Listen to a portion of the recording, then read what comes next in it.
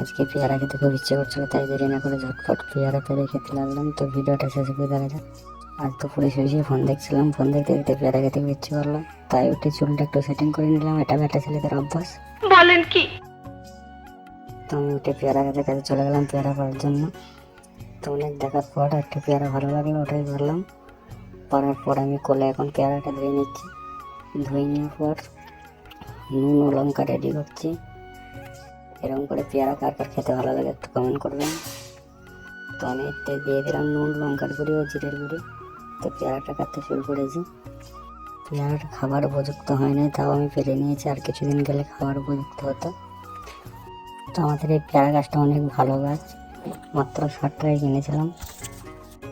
সবসময় পেয়ারা ধরে গাছটায়, 12 মাস পেয়ারা ধরে। তো আমার কাটা কমপ্লিট হয়ে গেছে, এখন খেয়ে দেখা যাক কেমন লাগছে। তো আমি এখন খেয়ে দেখি, তার করতে করতে আপনারা লাইক কমেন্ট সাবস্ক্রাইব করেন। তো খেতে দারুণ লাগছিল। যারা এরকম করে পেয়ারা খান, নুন লঙ্কার সাথে একটু জিরে গুঁড়ি দিয়ে দেবেন, সেই লাগবে।